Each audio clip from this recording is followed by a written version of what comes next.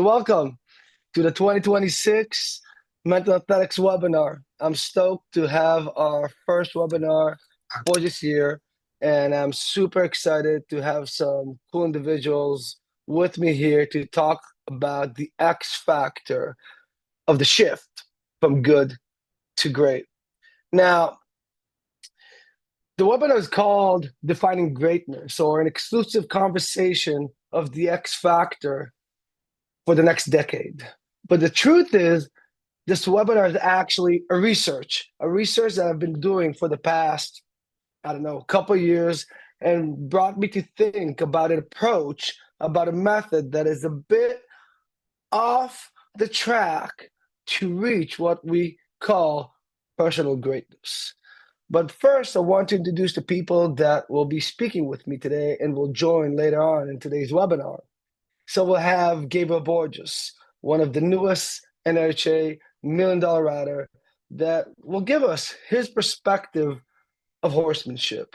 We're not going to talk about how to train horses, but we'll talk about the challenges laying behind high-level horsemanship. As well, we'll have Steph Gentili, the co-founder of EQ Fit. Steph is a doctor of physical therapy and a training and conditioning coach specialized in the work with equestrian athletes. So let's start from the beginning. I want to put up a question up here. The question is, what will be the X factor of 2035? As I said, for the past couple of years, I've been asking many professionals, non-professionals, people from the industry, a simple question. Do you think the sport will change in the next 10 years, if it's going to change? So I want to take a second. I want to ask you, do you think so? You think our sport, equestrian sport, is going to change in the next 10 years? If you think it's not going to change, so you can go ahead and hang up this session, because we're going to talk about what will be changing. Now, of course, everybody answered the answer is yes, this sport is going to change. So then I challenge them with another question. What will be changing? What are the things, if we want to be prepared to be the best form of ourselves, to lead this industry, and of course in our division, professional, non-professional, whatever that is, be the best form of ourselves, what will be the change? What will be happening that if we will adapt to, will invest into it, we'll have the opportunity to shift from good to great? So I put up for people the question, I asked them, the horse or the rider? What do you think? Is the horse going to evolve tremendously in the next 10 years, or the rider is going to evolve tremendously in the next 10 years? So it always opens a conversation. And I tell them, you know what? Instead of looking forward 10 years from now, let's look back. Let's look back 25 years. So 25 years ago, we all rode quarter horses. We still ride quarter horses. But back in the days, one of the things that I heard from many professionals, that there were not that many great horses. There were a lot of mediocre horses, quarter horses that are not built yet to do the level of equine sport that is happening today. It doesn't matter if it's training or working cow horse or all around, So one of the things I understood, and maybe you agree with me here, that in the year 2000, let's say that 1 out of 100 horses was a special horse. And if you put your hands on that horse, you had a chance to succeed, to be on the top of the game. But the breeding industry became so developed, and those quarter horses became sport horses. Those quarter horses became reiners. Those quarter horses became cow horses. Those quarter horses became all-around horses. Each horse had the unique nature and physical specialties that allowed him to be good and natural in the sport he is, let's say, was bred for. So 10 years later, not every 1 out of 100 horses was a special one. In the year 2010, let's say it was 1 out of 50. And in 2020, it got even better, 1 out of 25. But last year, something amazing happened to me. I've been speaking to so many horse trainers, and you know what they've been telling me? They said, Gil, this year I have a couple special horses in the barn. And that was an interesting statement for me, because if everybody has a couple of special horses in their barn, maybe the horse in 10 years from now will not be the X factor for success. Maybe it will be something different. It's going to be the rider. And, I've also been thinking how much us riders change in the past 25 years. And the truth is, I couldn't put my fingers and think that I said, this is the biggest shift. Yes, we became better horsemen. Yes, we are approaching this game a bit differently. But my vision, and this is the opening of this webinar, is that the X factor, the shift from good to great in the next 10 years from now will be happening in the shift from cowboys to equestrian athletes. But what does it mean? What does it mean, the shift from good to great? Now, I'm talking here, and I might sound like I'm trying to train everybody to become the best of the best of the best. I wish I could, but reality is that we are all going through a different journey. We're playing the same game of competitive equestrian sport. Doesn't matter if, as I said, it's training all around, working cow horse, cutting, show jumping, you name it.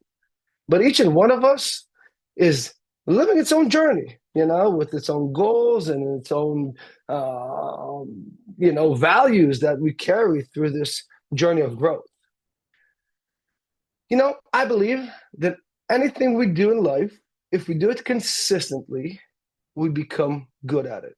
So if I show up at the barn and ride 3 times a week, if I'm an amateur rider, or even if I'm a horse rider that goes every day and ride horses, I become good at it. But the question is, how to become great at something? And what does it mean to become great? To becoming great, is it winning a horse show? Is it something that is happening? All right, so I went and won a major event. Am I considered great? For that day, the answer is yes. But the following day after the horse show is over and I'm driving home, I'm back to be good again, and I'm challenged to be great at my next horse show. Winning that horse show or the other one will not make us great. But also a social recognition. I mean, there are some GOATs in the world, greatest of all times, athletes in many sports that have really made something different, and they're considered the greatest. But there are, a handful of individuals. I see a lot of great athletes. I see a lot of great equestrian athletes.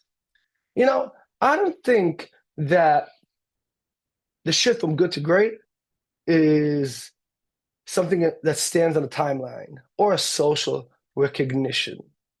It is actually about the shift. The question is, are we, as humans, as horsemen, as equestrian athletes, competitors, are willing to invest in the shift from good to great? Greatness isn't a destination we reach.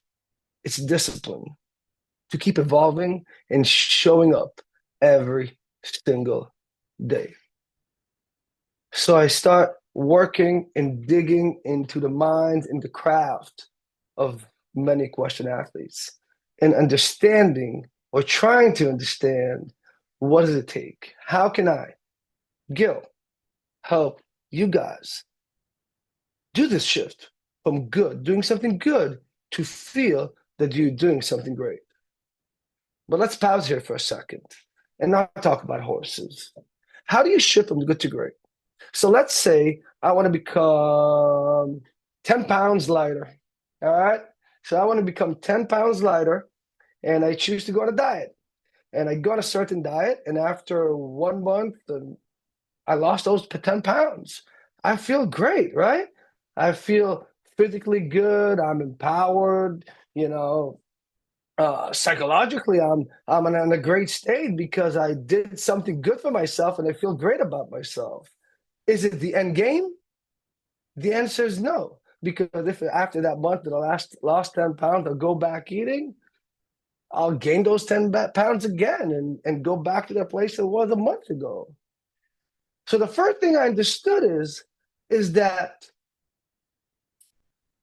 shifting from the good to great has no end game. And that is the bad news about it. Whoever of us in life makes the choice to shift from good to great, it's a commitment. It's a commitment to go on for a long journey, a lifelong journey that is invested every day. We are invested every day in doing something for ourselves to feel great, not just to be great, but first to feel great with myself, physically, mentally, and in my skill set. But also, if I want to become strong, if I want to become a strong, like physically stronger, and I decide that every day in the next 3 weeks, I'll do 100 push-ups. After 3 weeks, doing those 100 push-ups, I'll probably feel a lot better with myself because I'm physically fit or more fit. But after a while, if I quit doing that, that strength that I developed will not stay with me. But when you think about a diet or exercising, the idea here is that there are certain discomfort in the process from good to great. In growth, there is a factor of discomfort. But we want to talk first about effective progress. And effective progress involves three kinds of changes: a technical change, a physical change, and a mental change. The shift from good to great is investing yourself in all three dimensions. Each and one of us will invest it a little bit different, all right? Some of us need to invest more on our technical skill set, some of us in the physical skill set, and some of us in the mental skill set. But we cannot just invest in one of them. And the idea of investing in all three of them, in my opinion, creates the complete state. Now, the truth is, it's not my opinion. There's a very, very famous sports psychologist named Dr. Michael Gervais, that he is well known in the US. He was the sports psychologist of the Seattle Seahawks in their first Super Bowl, not the last one, last year. And he says that there are three things that humans can control. We can control our mind, we can control our body, and we can control the craft. And investing in them, we have the chance to achieve our peak ability. So thinking about the shift from good to great, thinking what we can do, you and myself, we want to understand a little bit about the 3Ds methodology. The 3Ds methodology talks about discipline, discomfort, and personal development. Hey, I'm not here to make you great. The truth is, I'm here because I'm a learner and I try to understand what are the things that are demanded from us if we want to do something outside the box, something a little bit better, something that will help us achieve a better form of ourselves and hopefully the best form of ourselves. So nothing in life can be achieved without discipline. Showing up and doing that thing on a daily basis in the long term. But the truth is that discipline is not enough. And with the people I've been talking earlier, I told them, we're horse people. The easiest thing for us in the world is to be disciplined, is to show up at the barn every morning, feed our horses, clean our stalls, and ride them. We've been doing it since day one. But just showing up and doing it, it's not necessarily will lead for that shift, for that growth. It has to involve some discomfort in it. Going back to the diet I did, is it fun to do a diet? No. Will it create a change in my physical state? Absolutely yes. Doing 100 push-ups every day, I don't know, it's gonna take me about 6-7 minutes to do those push-ups. Is it gonna be fun, those 6-7 minutes? Hell no. I'll probably suffer every minute of it. But the moment I finish up and I stand up and I did 100 push-ups, will I feel better about myself? Fitter, stronger, committed to something? The answer is yes. So looking at the idea of the shift from good to great is understanding that now starts the era of investing in the equine athletes, in the riders, asking each and one of us, what can we do to shift from good to great? But we have to ask ourselves this question, are we open to become committed, to be disciplined at something that will involve a certain form of discomfort that eventually lead us for personal development. So now I'm super excited to bring in my first guest for today. Gabriel Borges, an NHA $1 million rider.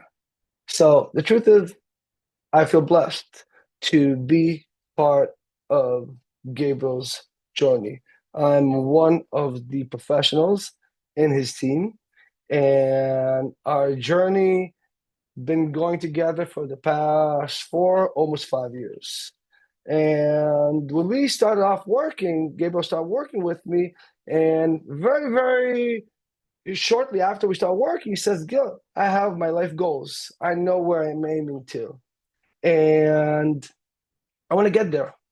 And when I look at other sports, I see that every successful athlete has a strong team around them.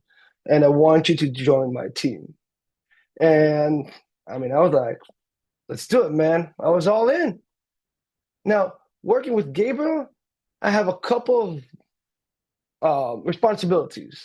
One is to challenge him. I constantly challenge Gabriel about the way we think, about the way we approach, about the way we're living this lifestyle of competitors, of equestrian competitors. But today I brought him to talk about something a little bit different, of the discomfort aspect of horsemanship. And there's a thing that really bothered me. You know, when we all look in social media, we all see the good stuff. All the people are riding their horses. Their horses are amazing. All horses on Facebook and Instagram and TikTok, they look beautiful, they turn beautiful, they do everything just amazing. Each and one of us is showing the best parts of our horses. But any one of us knows that behind the scenes, there's a lot of sweat and tears and challenges in this journey of training a horse. And last year, I felt that Gabriel, in some point in the beginning of the year, went through another breakthrough in his horsemanship journey. And he told me something one day. He says, Gil, I understood something. I said, what you understand? Asked him, what did you understand? He said, I understood that horsemanship will never become easy.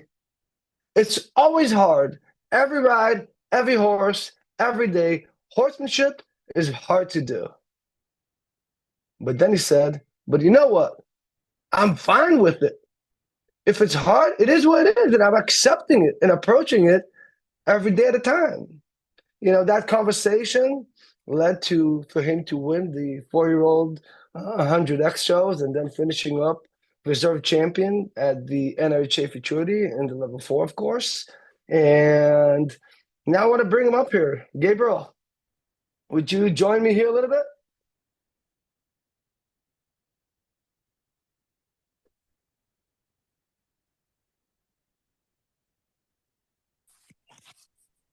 Hello.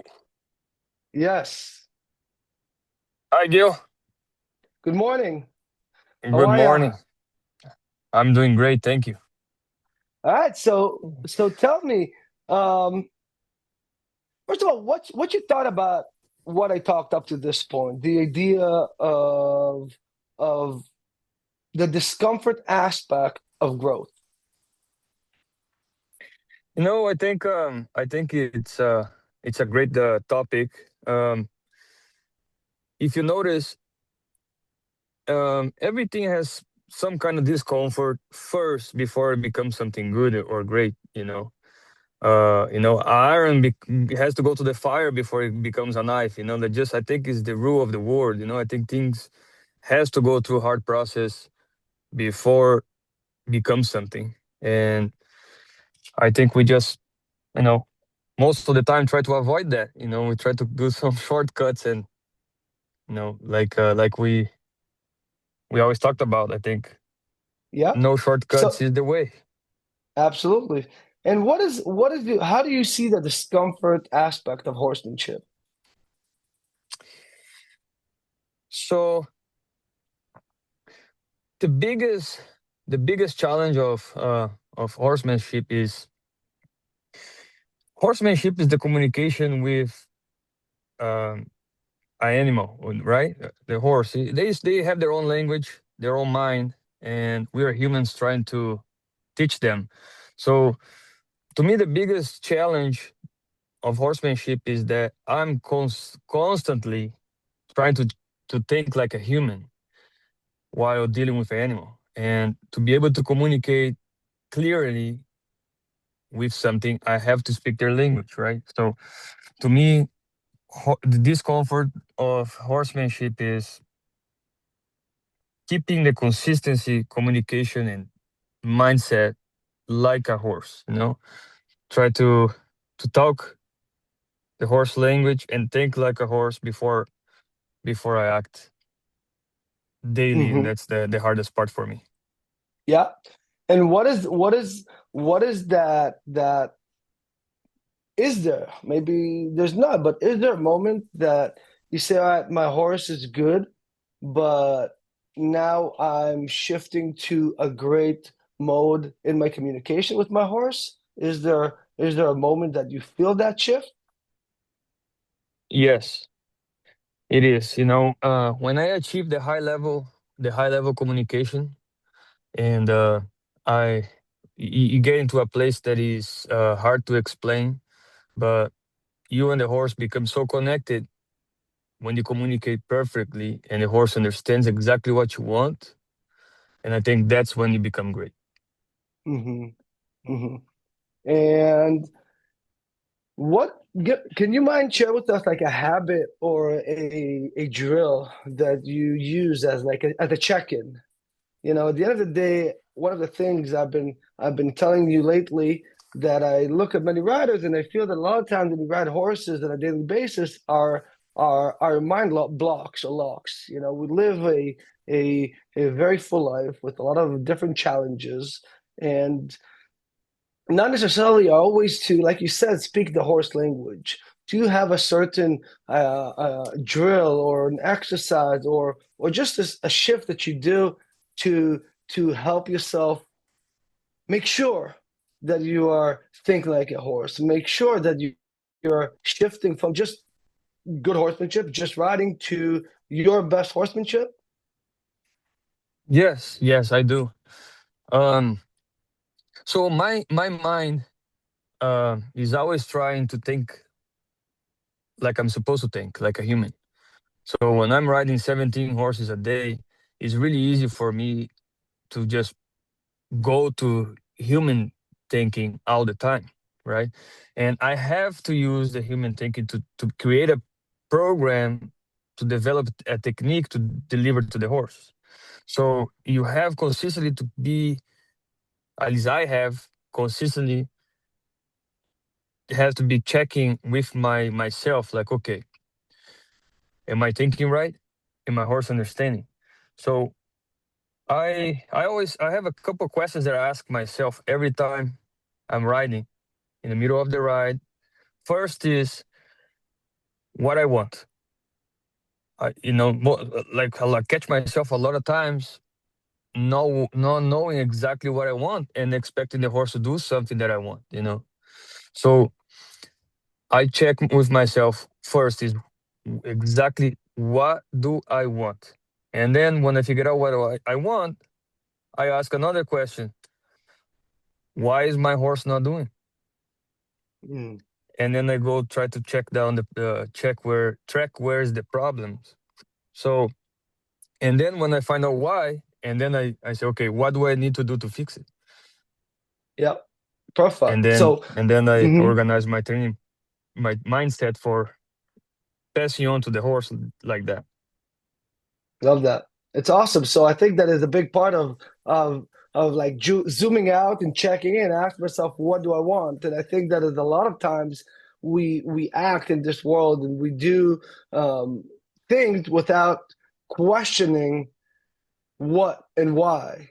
And I think that that's a very, very important factor because when we ask ourselves what do we want, many times we discover that we're not sure what we want. And maybe what we think we want is not exactly aligned with what we're doing. And this idea of checking in horsemanship and having this idea and this clarity about what I'm looking for opens up the route to to execute a better horsemanship. Now, um, what would you say was, and that's the last questions before we will step on into Steph, what would you say is that you are expecting from yourself to share to the world? You know, I always see you guys, the top level riders, each one has his unique style and approach, and you're representing something. You're representing something not just for the win, but as your, you know, your poster for for the industry in your horsemanship. What is your thing that you're trying or you're expecting from yourself to show us, the observers, um, of this game, to see from your horsemanship, from your horses?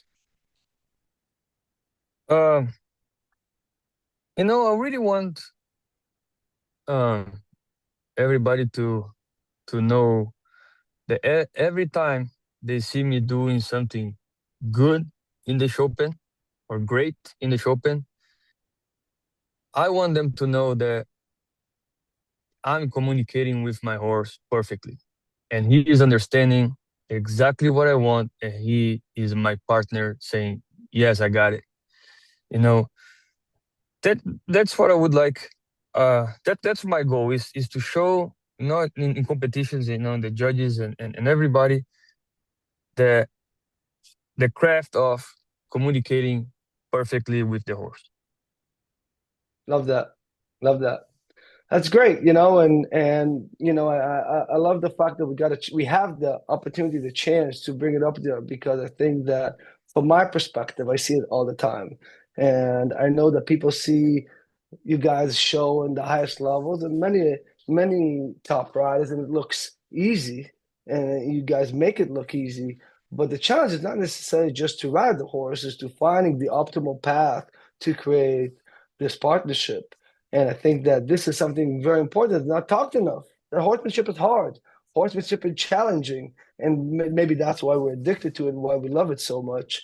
And the discomfort aspect is, from what I understood here, is learning the horse's language or fully being committed to come back every single ride, every single moment, to come back from thinking like a human of goals, deadlines, expectations, wins and loss, to simple speaking like a horse, making sure that the horse understands me and is connected to me. So that's awesome. Thank you, Gabriel. I appreciate it. And now we're going for our next guest, Stephanie Gentily. She is a doctor of physical therapy, of strength and conditioning, and she's the co-founder of EQ Fit. And I would say an equestrian uh, uh, um, equestrian riding oriented physical training program. She is a co-founder of it with Allison Hartman, and I'll be happy to bring Steph here to join me for a second. So, Steph, how are you? Hey, Gil. Good. How are you? I'm doing good. I'm doing good. So, first of all, I mean, you might please tell us a little bit. Before we're gonna stop to step into our topic. I'm really curious to hear a little bit about your background and what brought you and Ali to develop this awesome program, the EQ Fit training program. Yeah, let's talk about how EQ Fit got started. Allie Hartman, she has been showing in the all-around world or AQHA world growing up and super successful, enough so to earn a college scholarship at the University of South Carolina, I believe.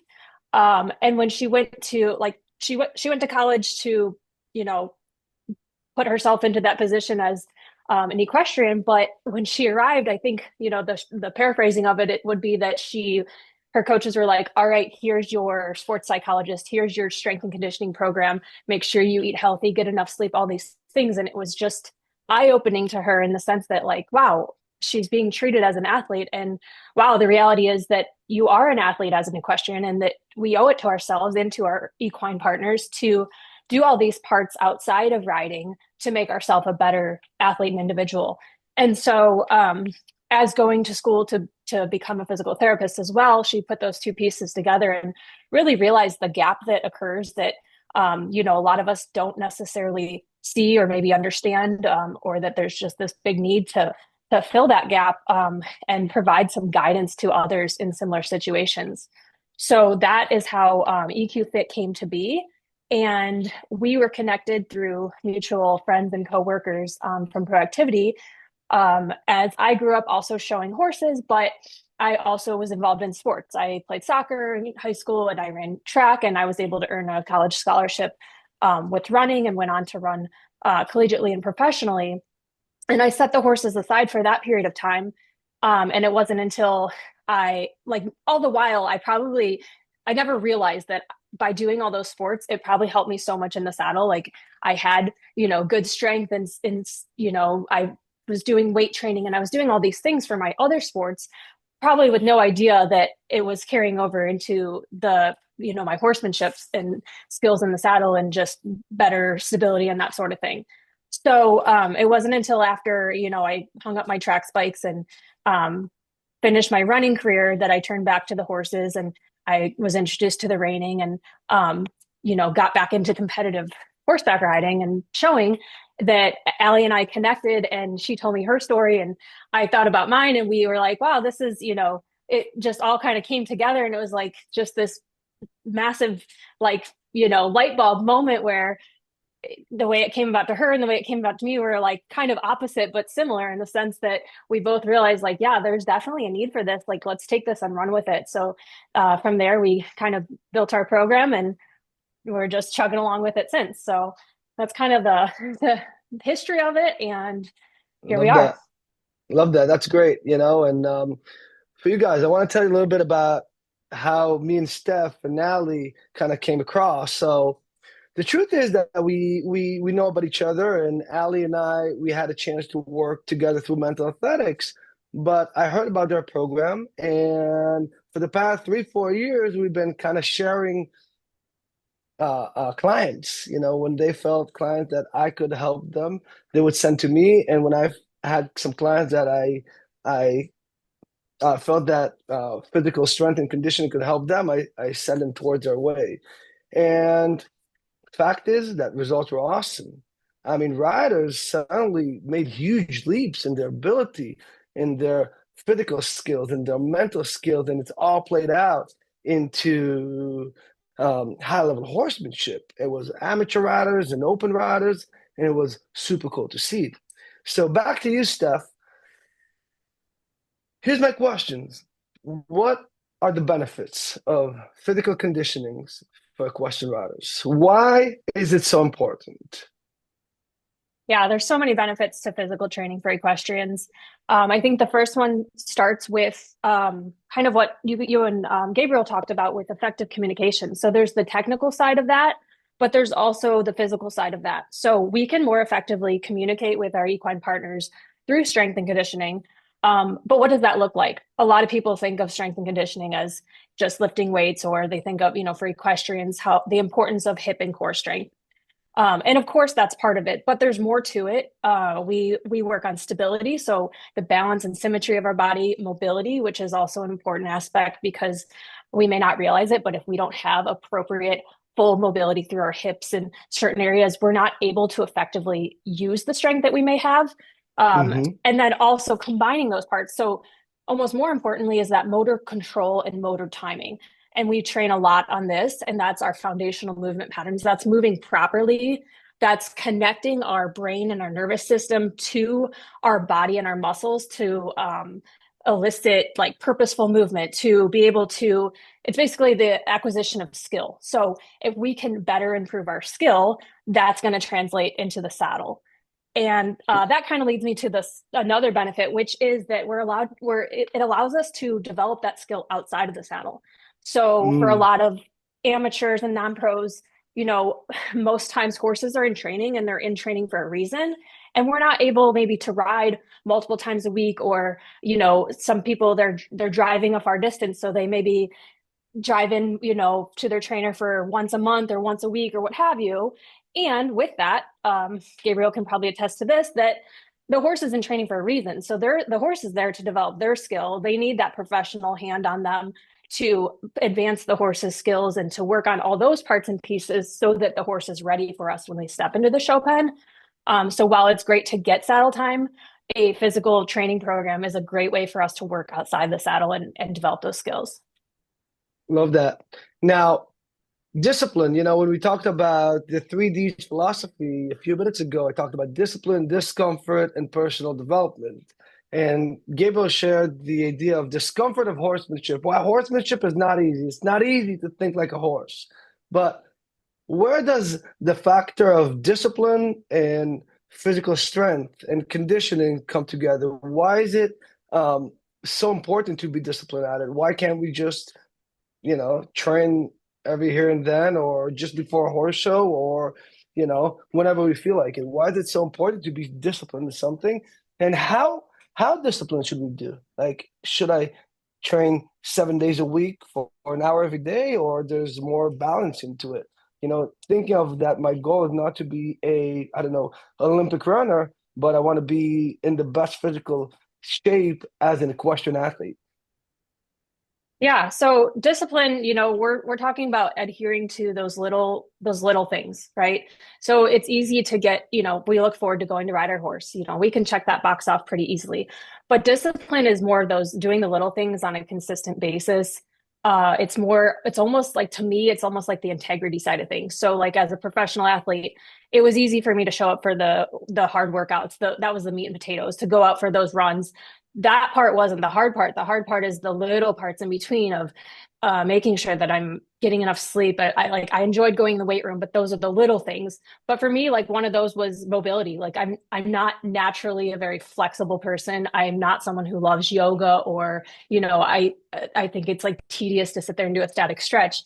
But I recognize that about myself, and I had to like own that and commit myself to it. So I think the connection there is like, for what I did, I would every day religiously, I would do, spend 10 minutes before and after my workout addressing mobility. So I would do a dynamic warm up, and I would, make sure I followed that up with stretches after I did my workout. And I think it's the same thing for equestrian athletes that are kind of, it's easy to go ride your horse, but like, how do we fit this in? How do we remain disciplined for that physical or that mental side of things?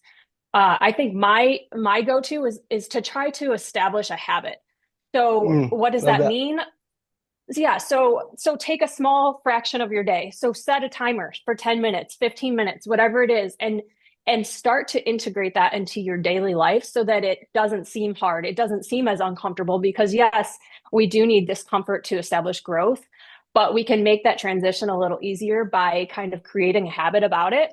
And, maybe it's that we start with with a 10-minute brisk walk, and we, throw a little bit of strength training into that, and we trickle that in, because we can notice, even though there is no quick fix and there's no magic potion that's going to make you fit, you don't need to commit 2 hours a day to strength training. You can get effective results from 20 to 30 minutes a couple times a week, and that can really carry over and benefit us both, physically, mentally, all the different ways in our daily life and also in the saddle.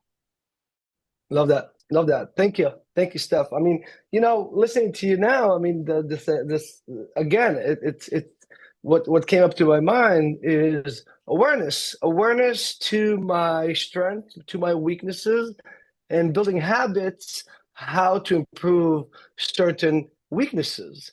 If I'm very good at something, it maybe will come out naturally in high stakes competition, but my weaknesses will not play in my favor unless I'm very disciplined on improving them. And I think that's this idea of a zoom out and awareness. It met me again. We talked about Gabriel of being aware of what do I want to work on the horse with and my technical skill, but also awareness from your perspective of my physical state of executing what I want to do it. So we've been talking about the technical aspect, and we're talking about the physical aspect, and now comes the mental side. And the mental aspect is then a question of how can we celebrate growth and progress when it's not tied to achievement. One of the things I'm a big believer in is that well-being and high performance go together. To win, you don't have to suffer from the journey. And if you enjoy the journey, this does not mean you're not going to win. They do go together. But the question is, what are the milestones we choose to define as success? And being fortunate to work with Gabriel, I'll tell you something. This guy, he celebrates wins, but he celebrates a notion in his horsemanship that he figured it out after 2 months of breaking his brain apart and trying to understand things. When he's figured something out, he is like the happiest human on earth for that moment. And I can tell you about myself, when I'm working on my physical skills or my mental state on something that I want to improve, I want to learn and get better, it feels great. It's a feeling of an overachieving. But the truth is what I understood, and here we're coming to a short conclusion of this webinar today, is celebrating growth is happening only when you have the right people around you. That's it. The people that know you, the people that walk this journey with you, and they see the change. Yes, when we win, everybody sees it and everybody comes to congratulate us. Absolutely. But the win's happening only at that weekend, at the specific horse show. It does not happen in the daily grind, in the daily work, in the daily investment in this life of equestrian athletes, non-professionals, amateurs, and professionals, of course, is having a team around you that the team's goal is to help you be a best form of yourself. It's people that see the change, see the shift, see the good things that are happening, and reflecting that to you as much as they reflect the weaknesses that you're experiencing through or you're executing, and they're trying to help you improve them. So today, what I tried to share with you guys is that now I believe it's time to add another level to our journey. And yes, if we go and ride every day, we become good at it. But if we want to become great, if you want to shift from good to great, the question is not what you do on your horse, is what you do off your horse. How are you investing your time and your effort to become a better form of yourself, shifting from good to great, physically, mentally, in order to improve your technical skill set? So for the past 5 months, we've been building a new program. And there's a collaboration with mental athletics and EQ Fit. And it's called the Competitive Edge Challenge. It's a 8 weeks challenge. Now, it's not built for everybody.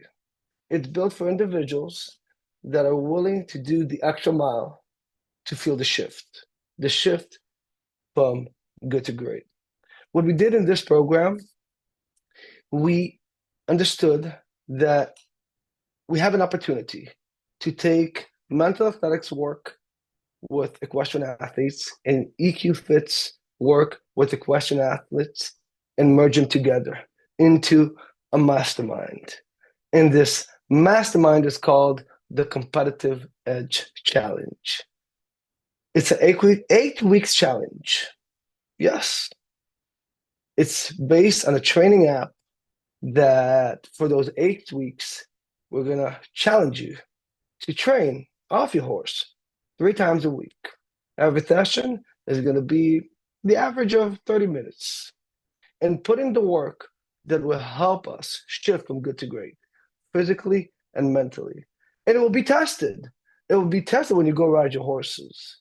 We believe that improving the skill set of the horse is the doorway to reach the optimal state of horsemanship, of our personal state of executing high-level horsemanship in the practice session, in the training session, and of course, in the show arena. So, in the next couple of weeks, we will be starting this program, the 16th of March. And it's a self-paced program, meaning that if you don't make through the things, we're not going through it together. But the program itself is 8 weeks. 8 weeks that you will be challenging us if we can help you create that shift from good to great. So you'll receive an email with all the information on the program.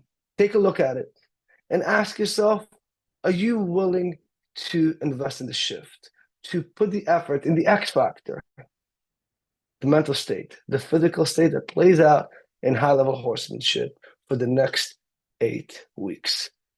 So thank you guys all for joining and watching today's webinar.